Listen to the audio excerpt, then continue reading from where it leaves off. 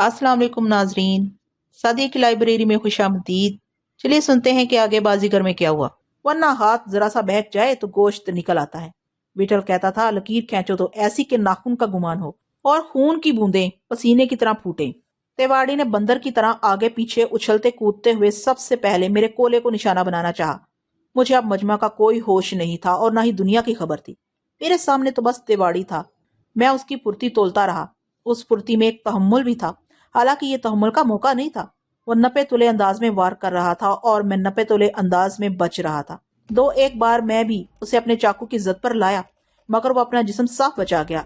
अगर निगाह मुहालिफ के चाकू की पाबंद कर दी जाए कि जिधर चाकू जाए उधर निगाह भी उसके हमरा जाए, तो मुहालिफ का वार अमूमन नाकाम हो जाता है। लेकिन शर्त यह है कि जिस्म भी निगाह का पाबंद हो। तेवाड़ी ने दूसरा शदीद वार मेरे सीने पर किया। वार इतना गैर मुतवक्का और बेसाख्ता था कि मेरे पास अपनी जगह से हिलने का वक्त भी नहीं रहा था। अगर मैं बर्क रफ्तारी से उसका बड़ा हुआ चाकू अपने चाकू पर ना रोकता तो कुछ भी हो सकता था। जैसे ही मैंने उसे रोका, मेरे ज़हन में फौरन एक ख्याल शोले की मानद लपका। मैंने चाकू पर जोर बरकरार रखते हुए अपना जिस्म किसी कदर पीछे करके एक झटके से हाथ नीचे गिराया। उस झटके से मेरा चाकू नीचे गिर गया था। मैंने उसे दानिस्ता गिराया था। तेवाड़ी समझा कि मैं हवास बख्ता हो गया हूँ, मगर अब तेवाड़ी की कलाई मेरे पंजे की गिरफ्त में थी। ये एक खतरनाक कदम था। मेरे हाथ से चाकू गिरने की वजह से तेवाड़ी सख्त बरहम हो गया था। उसने मेरी गिरफ्त से कलाई छुड़ाने के लिए बेतरबे कई झटके दिए। मुझे अंदाजा था कि वो यही करेगा, लेकिन मैं अपना जिस्म ढीला करके उसका हाथ पकड़े हुए नीचे झूल गया था। कुछ इस तरह के मेरे जिस्म का सारा वजन तेवाड़ी के हाथ पर आ गया था। यह दबाव बर्दाश्त करना उसके लिए सख्त अजियतनाक होगा। मैंने उसका हाथ नहीं छोड़ा। जाहिर है उसके तवाजन के साथ उसकी सोच भी बिगड़ गई। वो मुझसे इस दाव की तवक्का नहीं करता होगा। विठल सच कहता था कि बहुत से दाव मौका पर खुद ब खुद तहरीक हो जाते हैं। तेवाड़ी अब मेरी गर्दन और मुंह पर भी जरबे लगा सकता था। मैं अपने घुटनों के बल फर्श पर तकरीबन बैठ गया था। मैं नीचे झुका तो उसे भी झुकने पर मजबूर होना पड़ा और बरनवाए एहतियात उसे कोई मुनासिब जरब लगाने के लिए कुछ सोचना पड़ा। उसने अच्छा किया। मैंने कुछ और सोच रखा था। उसका झुकाव लाजमन उसी हाथ की सिमत हो सकता था जिस हाथ से मैंने उसका हाथ पकड़ रखा था। और मेरे बाएं शाने तक झुक आया।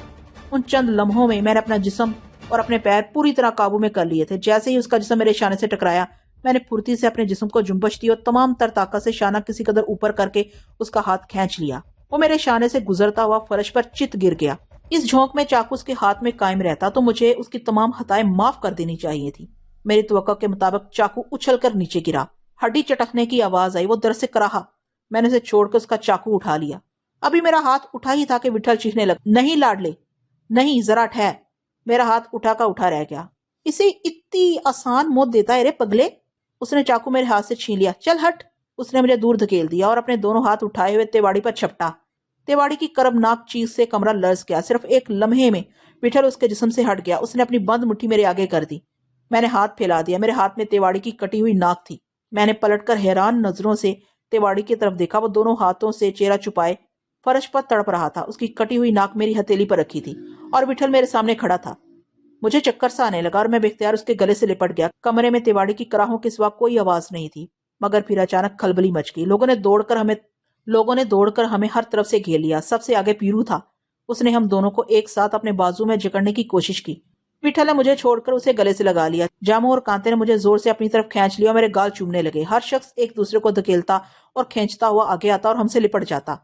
किसी ने विठल का शाना, किसी ने उसका कुर्ता, किसी ने उसकी पगड़ी पकड़ रखी थी। पीरू दादा विठल की गर्दन में बाहें डाले खड़ा था और बुरी तरह धाड़ रहा था, लेकिन लोग हमारे तरफ से नहीं हटे। पीरू चीखता गरजता रहा। जामू, कांते, जोरा, चीदा, माटी, माची और दूसरे लोगों में से बेशतर के कपड़े खून और पसीने से तरबतर थे, जैसे वो कहीं से होली खेल कर आ रहे हों। चंद लम्हों तक लोग इसी तरह शोर करते, एक दूसरे पर टूटते और आपस में गुत्थम गुत्था होते रहे। फिर जब विठल ने अपना हाथ बुलंद करके इन्हें खामोश हो जाने और दूर हटने की तलकीन की तो कमरे का शोर किसी कदर कम हुआ। विठल ऊंची आवाज में माची को पुकार रहा था। माची भीड़ काटता हुआ उसके पास पहुंचा। विठल ने मुस्तरब लहजे में उससे पूछा, गिनती कर ली है रे? माची को जवाब देने में तामुल हुआ। शायद विठल की बात उसकी समझ में नहीं आई थी। सब ठीक है विठल भाई? माची के बजाय जामू ने आस्तगी से जवाब दिया। किसी को भूल तो नहीं आए? अपन का अक्खा आदमी मौजूद है? माची हाँपते हुए बोला। सवेरा होने को है, विठल ने नागवारी से कहा। क्या उनके सामने इस तरह हो गए? विठल का इशारा वाज़ेह तौर पर पुलिस की जानब था। कमरे में भिनभिनाहट सी होने लगी। वो मास्टर मार्टी का बच्चा किधर है? विठल ने ठहरे हुए लहजे में पूछा। मार्टी मेरी पीठ से चिमटा हुआ था। विठल की आवाज पर वो उछलकर सामने आया और सर झुकाकर उसके सामने खड़ा हो गया। اس کا بایاں بازو خون میں نہایا ہوا تھا۔ وٹھل نے آگے بڑھ کر اس کا ہاتھ اوپر اٹھا کر چھوڑ دیا۔ مارٹی کی سسکی نکل گئی۔ جیسے ہی وٹھل نے اس کی کمر پر تھپکی دی، مارٹی اپنا سر اس کی چھاتی سے رگڑنے لگا۔ جا نیچے جا، مرہم پٹی کرا۔ وٹھل نے اس کا سر پکڑ کر گال پر ایک چپت رسید کی۔ مارٹی پر دیوانگی طاری ہو گئی۔ وہ وٹھل کے پیروں پر گر گیا۔ وٹھل کے اشارے پر زورا نے اسے اٹھایا اور مارٹی کا نڈھال جسم کندھے پر لاد کر باہر نکل گیا۔ دوسرے ہی لمحے وٹھل نے سب کو منتشر ہونے، مرہم پٹی کرانے اور کپڑے بدلنے کا حکم دیا۔ جن لوگوں کے زخم گہرے تھے انہیں پہلے ہی تہہ خانے میں بھیج دیا گیا تھا۔ پیرو کے اڈے کی یہ عمارت خاصی بڑی تھی۔ یہاں بہت سے آدمی مشکل رہتے تھے اور ہر قسم کا انتظام موجود تھا، اور پیرو کی باتوں سے اندازہ ہوا کہ زخمیوں سے نپٹنے کے لیے پہلے ہی تمام تیاری کر لی گئی تھی۔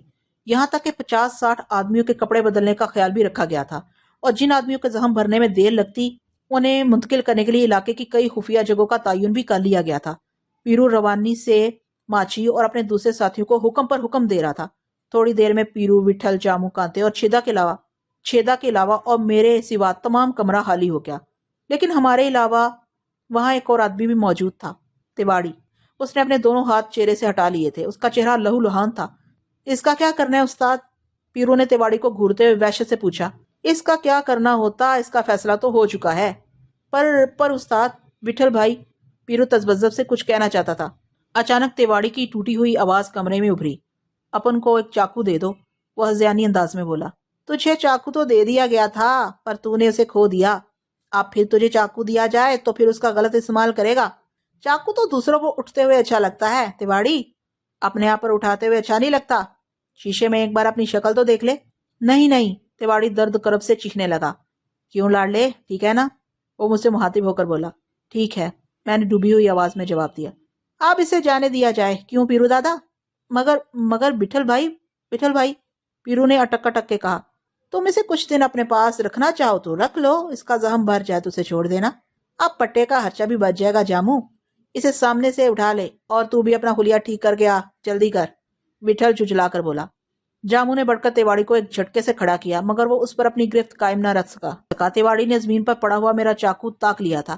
اس نے اسے اٹھا تو لیا، مگر وہ اپنے سینے میں پیوست نہیں کر پایا، کیونکہ کانتے نے بجلی کی طرح لپک کر اس کا اٹھا ہوا ہاتھ درمیان میں ہی پکڑ لیا اور دوسرے ہاتھ سے اس کے جبڑے پر مکہ مارا۔ تیواڑی اپنے اوسان کھو چکا تھا۔ اب وہ کسی ایک آدمی کے بس کا نہیں رہا تھا، اس لیے جامو کو پھر اس کے نزدیک جانا پڑا۔ اس نے اس کی گردن میں اپنے بازو ڈال کر اسے دوبارہ قابو میں کیا۔ اس اثنا میں کانتے اس سے چاقو چھین کر میری طرف اچھال چکا تھا۔ جامو اور کانتے تیواڑی کو گھسیٹتے ہوئے باہر لے جانے لگے، مگر وٹھل کی آواز نے ان کے قدم روک لیے۔ جامو استاد، وٹھل نے گہری سانس بھرتے ہوئے کہا، اس حرام کی اولاد کو ہوش آئے تو بول دینا کہ چاقو کے ساتھ ساتھ آنکھ کی دھار بھی تیز رکھنی پڑتی ہے، اور بول دینا کہ گنڈے کی آنکھ کٹل ہو جائے تو چاقو بھی نہیں چلتا، اور اس سور کے بچے کو یہ بھی بول دینا کہ اچھا آدمی کبھی اکیلا نہیں ہوتا۔ بس اب اسے لے جا۔ پیرو نے اس کے کندھے پر ہاتھ رکھ کر اس کی زبان بند کی۔ ان کے جانے کے بعد کچھ دیر کے لیے کمر میں سکوت چھا گیا۔ فرش پر خون کے دھبے پڑے ہوئے تھے۔ میری مٹھی میں ابھی تک تیواڑی کی ناک دبی ہوئی تھی۔ پیرو دادا ہم دونوں کے ہاتھ تھامے بدبداتا ہمیں دوسرے کمرے میں لے گیا۔ ہم کوئی آدھے گھنٹے بعد منہ ہاتھ دھو کے اور کپڑے بدل کے اڈے کے سب سے بڑے ہال جیسے کمرے میں آئے۔ یہاں پہلے سے کئی آدمی موجود تھے۔ درمیان میں سماوا رکھا ہوا تھا اور چائے کی خوشبو پھیلی ہوئی تھی۔ ہم تینوں کو گلاسوں میں بغیر دودھ کی چائے پیش کی گئی۔ اس دوران میں وہاں کچھ اور لوگ بھی آ گئے۔ ہماری طرح سب نے اپنے حلیے درست کر لیے تھے۔ کوئی 10 منٹ بعد جامو اور کانتے ایک ساتھ نمودار ہوئے۔ وٹھل نے انہیں اپنے پاس ہی بٹھا لیا۔ جامو نے ایک ڈھیلا ڈھالا کرتا پہن رکھا تھا۔ کرتے کی ایک آستین پھلی ہوئی تھی، صاف نظر آتا تھا کہ آستین کے نیچے کلائی پٹیوں سے لپٹی ہوئی ہے۔ کانتے کی پیشانی اور گالوں پر روئی چپکی ہوئی تھی۔ روئی کا رنگ پیلا ہو گیا تھا۔ اس کے سر کے درمیانی حصے سے تھوڑی تک بھی ایک پٹی بندھی ہوئی تھی۔ دونوں کے چہروں پر بشاشت نمایاں تھی۔ پٹی کے باہر کانتے کے بال سلیقے سے کڑے ہوئے تھے۔ تنگ لباس میں اس کا چوڑا سینہ کچھ اور چوڑا ہو گیا تھا۔ پیرو دادا وٹھل کے کان میں کچھ کہہ کے کمرے سے باہر چلا گیا تھا۔ جامو اور کانتے نے چائے ختم کی ہی تھی کہ وٹھل نے مجھے ٹہوکا مارا اور نرم آواز میں ہدایت کی کہ میں جامو اور کانتے کو ساتھ لے کر جلد از جلد گھر روانہ ہو جاؤں۔ وہ دونوں جذبز ہونے لگے۔ میں سمجھتا تھا وہ انکار کر دیں گے کیونکہ یہ موقع گھر جانے کا نہیں تھا، لیکن وہ دونوں کسمسا کر رہ گئے۔ میں نے مارٹی اور دوسرے لوگوں کو دیکھنے کا بہانہ کرنا چاہا، مگر وٹھل نے میرا منہ بند کر دیا۔ اس نے مجھے تاکید کی کہ میں جامو اور کانتے کو گھر ہی میں روکے رکھوں۔ اس تاکید کے بعد ہیلو حجت کی گنجائش نہیں تھی۔ مجھے وٹھل کا مطلب سمجھنے میں دیر نہیں لگی۔ ابھی اندھیرا تھا اور ہم روشنی پھیلنے سے پہلے گھر پہنچ سکتے تھے۔ اور تم؟ میں نے منتشر لہجے میں وٹھل سے پوچھا۔ میں پیرو دادا کے پاس رہوں گا، وہ درشتی سے بولا۔ میرے کچھ کہنے سے پہلے ہی جامو اور کانتے اٹھ گئے۔ نتیجتاً مجھے بھی ان کے ساتھ اٹھنا پڑا۔ باہر موٹر تیار کڑی تھی۔ ہم تینوں پچھلی نشست پر بیٹھ گئے۔ کانتے نے اپنا سر میرے کندھے پر ڈھلکا دیا تھا. میرا دماغ جل رہا تھا. ڈرائیور کی موجودگی میں ان سے کچھ پوچھنا نزیبا تھا. سارے راستے خاموشی رہی. پھر گھر سے ہاتھ سے فاصلے پر میں نے گاڑی رکوا دی. مجھے اس احتیاط کا اچانک خیال آ گیا تھا. ہم دبے دبے قدموں سے اندھیرے میں گزرتے ہوئے چند منٹ میں گھر پہنچ گئے. دروازہ پہلی ہی دستک پر کھول دیا گیا. جولین سامنے کھڑی تھی. ہم تینوں تیزی سے اندر داخل ہو گئے. میں نے دروازہ بند کر کے چٹھنی چڑھا دی. ڈرائنگ روم میں ٹیبل لیمپ روشن تھا. ایک کتاب فرش پر گری ہوئی تھی. باقی کتابیں صوفے پر بکھری ہوئی تھی. جولین نے جلدی جلدی اپنا لباس درست کیا. پسرا سیمگی سے کونے میں سمٹ گئی تھی. تم اب تک جاگ رہی ہو؟ میں نے اس کی حیرت اور پیشانی کم کرنے کے لیے نرمی سے پوچھا. اس کی پلکیں پٹ پٹانے لگی اور اس نے تیزی سے گردن ہلائی. جامو اور کانتے بھائی آرام کریں گے، میں نے دھیمی آواز میں کہا. ہمارے لیے کوئی تکلیف مت کرنا، کانتے درمیان میں بولا. یہ کیا ہو گیا؟ وہ کانتے کی پٹیوں کی طرف انگلی اٹھا کے دہشت سے بولی. وٹھل بھائی کہاں ہیں؟ وہ بھی جلدی آ جائیں گے. ذرا معمولی سا جھگڑا ہو گیا تھا. کانتے اور جامو بھائی کو کچھ چوٹیں آئی ہیں. انہیں آرام کی ضرورت ہے. دودھ ہو تو گرم کر کے انہیں پلا دو. دودھ والا بس آتا ہی ہوگا. اس کی آواز لرز رہی تھی. میں بازار سے دودھ لے آتا ہوں، تم ان کے لیے بستروں کا انتظام کر دو. جامو اور کانتے نے منع کیا، لیکن جولین بھاگی ہوئی باورچی خانے سے دودھ کا برتن لے آئی. میں ان دونوں کو وہیں چھوڑ کر گلی میں آ گیا. دودھ کی دکان پر جانے کی ضرورت نہیں پڑی. دودھ والا راستے ہی میں مل گیا. جب میں واپس آیا تو جامو اور کانتے میرے کمرے میں جا چکے تھے.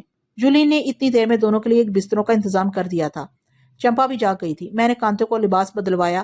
اس کے پاس بیٹھ کر اس کا سر دباتا رہا. صبح کی روشنی اجاگر ہو رہی تھی. جامو نے آنکھیں میچنی تھی. جولین کی آہٹ پر وہ دونوں پھر اٹھ کر بیٹھ گئے. جولین دودھ کے ساتھ مکھن اور بسکٹوں سے بھری کشتی ساتھ لائی تھی. دودھ پیتے ہی جامو نے مجھے بھی اپنے ساتھ سو جانے کا مشورہ دیا. میں تھوڑی دیر بعد آنے کا بہانہ کر کے باہر آ گیا. میرے جسم پر کوئی زخم نہیں تھا، نہ میری آنکھیں ان کی طرح بوجھل تھیں. ڈرائنگ روم میں جولین مجھ سے طرح طرح کے سوال کرنے لگی. میں نے تیواڑی کی ناک کاغذ میں لپیٹ کر جیب میں رکھ لی تھی.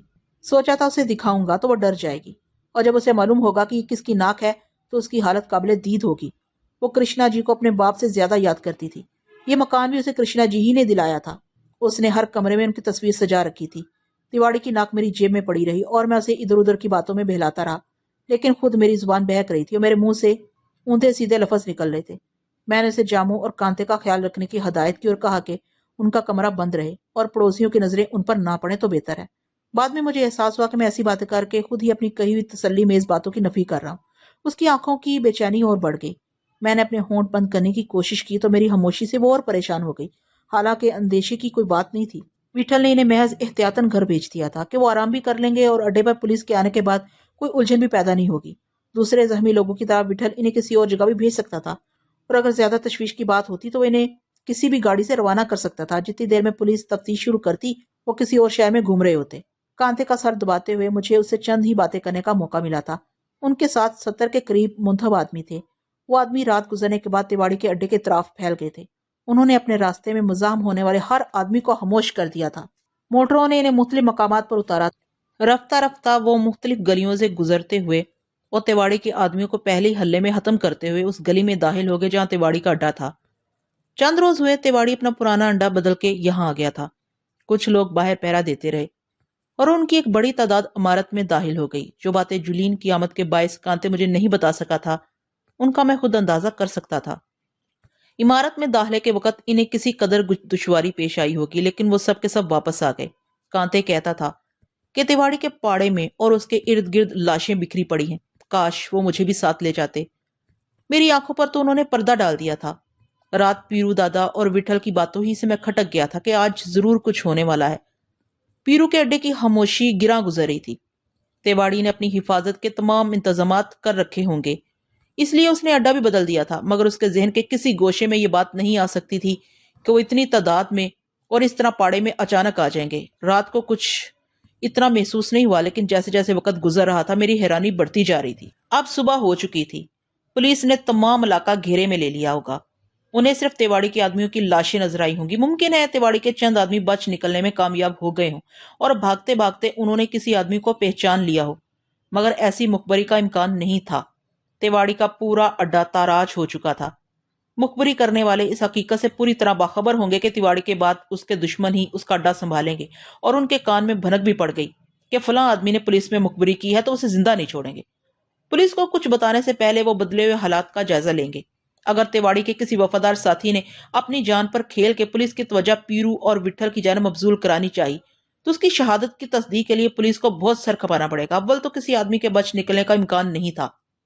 انہوں نے پوری طرح احتیاط برتی ہوگی اور تمام شہادتیں مٹا کر آئے ہوں گے۔ کانتے کو افسوس تھا کہ اسے تیواڑی کے پاڑے کو آگ دکھانے کا موقع نہیں ملا۔ ادھر تیواڑی اس کے قریبی ساتھیوں کی گمشدگی پولیس کے لیے ایک معمہ ہوگی۔ تیواڑی ایسے موقع پر غائب تھا جب ایس پی شکلا کے بقول اس کے خلاف کرشنا جی کے معاملے میں اثر نو تفتیش ہو رہی تھی۔ اس سے بھی پولیس بہت سے نتیجے اخذ کر سکتی تھی۔ کچھ بھی ہو، شہر کے مختلف پاڑوں کی جانب پولیس کا رجوع ہونا لازم تھا۔ وہ گرفتاریاں بھی کریں گے۔ اس کے علاوہ بھی بہت کچھ ہو سکتا تھا۔ میں تو اپنے طور پر ہی سوچ سکتا تھا۔ پیش آنے والے واقعات کے بارے میں صرف اندازے لگائے جا سکتے تھے۔ یہ امکان بھی نظر انداز نہیں کیا جا سکتا تھا کہ واقعات بالکل مختلف نوعیت سے پیش آئیں اور ہم دیکھتے کہ دیکھتے رہ جائیں۔ میں جلد سے جلد وٹھل کے پاس پہنچ جانا چاہتا تھا، چاہے مجھے دیکھ کر وہ کتنا ہی ناراض ہو۔ میں نے طے کر لیا تھا کہ اگر وٹھل پر کوئی حرف آیا تو میں ساری ذمہ داری اپنے سر لے لوں گا۔ میرے آگے پیچھے دنیا میں ہے بھی کون؟ جب مجھے یہ یقین ہو گیا کہ جامو اور کانتے گہری نیند سو چکے ہوں گے تو میں نے وہاں سے بھاگنے کا ارادہ کیا۔ میں آہستہ آہستہ کمرے میں گیا اور کوئی آہٹ پیدا کیے بغیر میں نے الماری سے اپنے کپڑے نکال لیے۔ وہ دونوں بے خبر پڑے سو رہے تھے۔ غسلخانے میں آ کر میں نے جیسے تیسے لباس تبدیل کیا۔ جو کپڑے رات پیرو کے اڈے پر پہنائے گئے تھے وہ موزوں نہیں تھے۔ جیبیں لوٹتے وقت میرے ہاتھ میں پھر تیواڑی کی ناک آ گئی۔ میں اسے نالی میں پھینکتے پھینکتے رہ گیا۔ نالی میں پھر بھی کسی قدر صاف پانی تھا۔ جولین اور چمپا کو ایک بار پھر جامو اور کانتے کے بارے میں خیال رکھنے کا کہہ کر میں گھر سے نکل آیا، لیکن کچھ دور پہنچ کر مجھے اپنی خالی جیبوں کا احساس ہوا۔ میری جیب میں چند ہی سکے تھے۔ دوبارہ گھر واپس آ کے میں نے جولین سے چند روپے لیے اور ایک لمحہ بھی گھر میں ضائع نہیں کیا۔ آدھے گھنٹے کے بعد میں پیرو کے علاقے میں تھا۔ ٹیکسی راستے میں چھوڑ کر تیز قدموں سے میں پاڑے کی طرف بڑھنے لگا۔ علاقے میں کوئی غیر معمولی بات نظر نہیں آتی تھی۔ تقریباً ساری دکانیں کھل گئی تھیں۔ آگے مجھے پیرو کے پاڑے کے دو ایک آدمی گشت کرتے ہوئے دکھائی دیے۔ میں نے ان سے نگاہ چرانے کی کوشش کی مگر مجھے دیکھ کر وہ خود ہی بھاگتے ہوئے میری جانب لپکے۔ کیا حال ہے؟ میں نے پرسکون لہجے میں ان سے پوچھا۔ اکھا خیر ہے راجا جی، وہ مسکراتے ہوئے بولے۔ اور اس کی طرف؟ میں نے نگاہوں میں پوچھا۔ ان میں سے ایک نے آنکھ ماری، دوسرے نے منہ پر ہاتھ رکھ کے بانسری بجائی اور سیٹی بجانے لگا۔ میں ان کے شانے دباتا ہوا آگے نکل گیا۔ علاقے میں تھوڑے تھوڑے فاصلے پر پیرو کے آدمی موجود تھے۔ یہ احتیاط بے سبب نہیں ہوگی۔ آگے میں کہیں نہیں ٹھہرا، دور ہی دور سے انہیں اشارے کرتا ہوا پاڑے پہنچ گیا۔